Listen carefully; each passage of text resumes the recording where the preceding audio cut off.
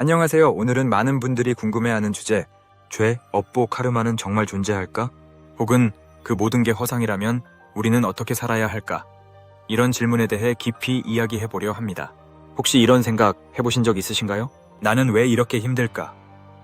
왜 내 인생은 반복되는 고통 속에 있는 걸까? 혹시 전생에 큰 죄를 지은 건 아닐까? 이런 생각은 한 번쯤 다들 해보셨을 겁니다. 불교를 공부하다 보면 업보, 카르마라는 말이 자주 등장하죠. 그런데 정말 그게 실제로 존재할까요? 오늘 우리는 죄와 업보는 허상이다 라는 관점에서 이 개념들을 다시 들여다보고 우리 삶을 가두는 믿음에서 어떻게 자유로워질 수 있는지 이야기해 보겠습니다. 먼저 우리가 흔히 오해하는 두 가지를 짚고 넘어가겠습니다. 첫째, 지금 내가 고통받는 건 전생의 죄 때문이야. 예를 들어 어떤 사람이 태어나자마자 병을 안고 살아갑니다. 또 어떤 사람은 가족 문제, 경제적 어려움 속에서 괴로움을 겪고 있죠. 그럴 때 사람들은 종종 이렇게 말합니다. 전생에 무슨 죄를 지었길래 저렇게 됐을까? 하지만 이건 업을 마치 신의 심판처럼 받아들이는 심각한 오해입니다. 불교의 카르마는 행위의 결과일 뿐이지 절대 누군가에 의해 처벌받는 구조가 아닙니다. 둘째, 착하게 살아야 다음 생에 복받지. 그래서 어떤 분들은 자기 욕망, 열정, 감정까지 억누르며 삽니다. 나는 욕심내지 않아야 해. 복 받으려면 남만 도와야 해. 하지만 이것도 복을 위한 착함이지 진짜 선이라 보기 어렵죠. 이건 교환 조건에 가까운 신념입니다. 그렇다면 불교에서는 죄와 업보를 어떻게 볼까요? 놀랍게도 그 모든 것은 생각이 만든 허상이라는 게 핵심입니다. 우리는 현실이라 믿는 이 세상도 사실은 꿈과 같습니다. 내가 지금 보고 듣고 느끼는 모든 것은 나의 마음작용에서 비롯됩니다. 마치 영화가 스크린 위에서만 존재하듯 이 모든 업과 죄, 복과 불행도 마음이라는 스크린 위에서만 존재하죠. 예를 들어 꿈은 마음이 만들어낸 허상이지만 꿈속에서는 모든 것이 현실처럼 느껴집니다. 꿈에서 깨어나면 그 모든 것이 자신의 마음이었음을 알 수 있듯이 현실 또한 분별심이라는 꿈을 꾸고 있는 것과 같습니다. 우리의 참마음은 꿈과 같이 모든 것을 만들어낼 수 있는 능력이 있으며 꿈속의 모든 존재가 자신의 마음이듯이 현실의 모든 존재 또한 근본적으로 하나의 마음입니다. 따라서 불교에서는 죄도 업도 복도 본질적으로는 텅 빈 것, 공하다고 말합니다. 꿈에서 나쁜 짓을 한다고 해서 업보가 쌓이는 게 아닌 것처럼요. 그렇다고 해서 아무렇게 살아도 된다는 말은 아닙니다. 이건 굉장히 섬세한 이해를 요구합니다. 죄와 벌이 실제로 있는 게 아니라 내가 그것을 믿는 믿음이 현실을 만들어낸다는 거예요. 그래, 죄도 업보도 허상이라는 건 알겠어.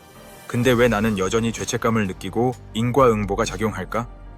그 이유는 무의식 속 믿음 때문입니다.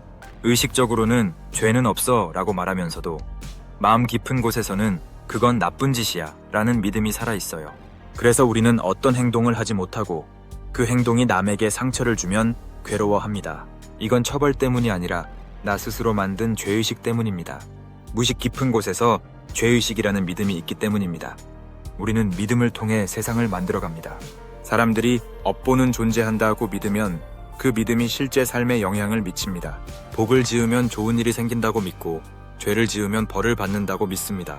이건 끌어당김의 법칙처럼 내가 믿는 것이 현실이 되는 구조예요. 그러니 업보는 허상이다라고 머리로만 아는 것보다 그 믿음을 내려놓는 것이 진짜 해방입니다.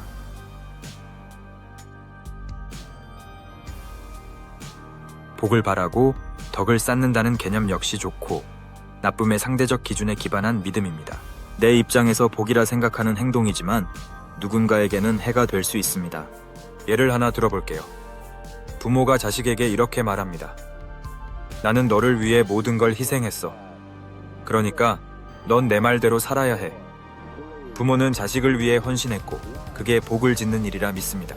하지만 자식 입장에선 자신의 진로, 결혼, 삶의 방식이 통제당하면서 죄책감과 부담, 심리적인 위축까지 겪게 돼요. 결국 부모는 선한 의도로 한 행동이지만 자식에게는 해가 되어버린 겁니다. 이처럼 복을 짓는다는 것도 시선과 맥락에 따라 얼마든지 해로울 수 있는 거예요. 살인조차도 절대적인 악이라고 단정할 수 없습니다. 예를 들어 어느 나라의 장군이 적군을 많이 죽인다면 우리는 그를 영웅으로 기억하는 것처럼요. 결국 절대적인 선악이랑 없고 우리가 어떤 시선으로 해석하느냐에 달려 있습니다. 겉으로 보이는 세상에는 선과 악이 있지만 근원적인 마음의 본질에는 선악이 따로 없습니다. 모든 것은 하나의 마음, 하나의 부처에서 비롯된 것입니다. 진정한 가르침은 선을 행하고 악을 버리라고 하여 사람들, 세상을 흙과 백으로 둘로 나누는 것이 아니라 선악 너머의 진실, 즉 모든 것이 하나임을 깨닫게 하는 것입니다.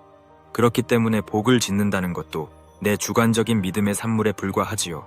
그래서 세상이 허상이라는 것입니다. 그래서 우리가 인생을 마음대로 살아도 될까요? 절대 아닙니다. 우리는 인간이기에 이러한 사회적 믿음에서 완전히 벗어나지 못합니다. 따라서 해야 할 일, 하지 말아야 할 일을 판단하고 스스로 깨달아 완전히 이 믿음에서 벗어나기 전까지는 될 수 있는 대로 세상에서 말하는 복을 짓고 살아야 합니다.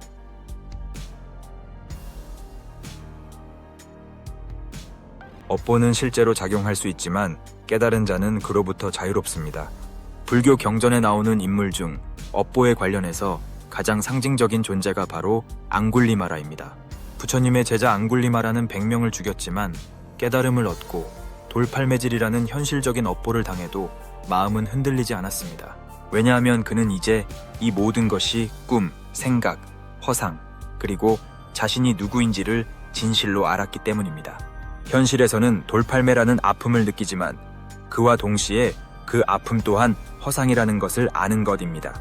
부처님도 생전에 수많은 질투와 위협을 받았습니다. 그런데도 흔들리지 않았죠. 왜일까요?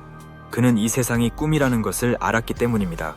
꿈속에서는 누가 욕해도 칼을 들어도 그저 지나가는 현상일 뿐입니다. 그래서 깨달은 자는 업이 있어도 그 업에 끌려가지 않습니다. 우리가 보기에 비극적이거나 불공평한 일도 진리의 관점에서는 의미가 완전히 달라집니다.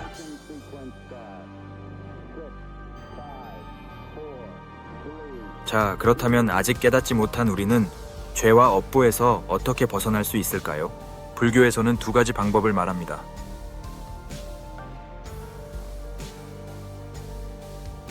기도하고, 염불하고, 좋은 일 많이 하고, 착하게 사는 것.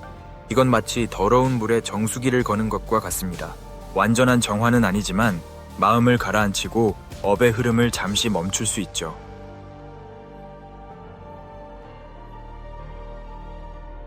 진짜 해결은 견성, 즉 참나를 아는 것입니다. 자신의 마음을 깨달으면 지옥과 천상, 좋고 나쁨이 모두 자신의 마음 안에서 벌어지는 일임을 알게 됩니다. 죽음 이후의 두려움이나 외부의 위협에 대한 걱정 또한 근본적으로 사라집니다. 죽음 또한 머릿속 죽음이라는 환상에 지나지 않으니까요. 부처가 우주의 모든 것을 아는 것은 세세한 현상을 모두 꿰뚫는 것이 아니라 우주 전체가 하나의 마음에서 창조된 것이라는 근본 원리를 깨달았기 때문입니다. 즉, 세상이 공한 곳인 것을 아는 것이지요. 이걸 안 순간 업이 붙을 대상 자체가 사라집니다. 나와 너가 따로 없고 세상 일체가 동시에 나 자신인데 누가 죄를 짓고 누가 벌을 받나요?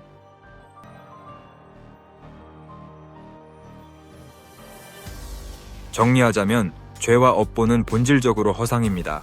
하지만 우리가 그것을 믿고 무의식에서 작동시키기 때문에 실제로 현실에 영향을 줍니다. 깨달음이란 그것을 알아차리는 것이고 진짜 자유란 그 믿음에서 벗어나는 것입니다.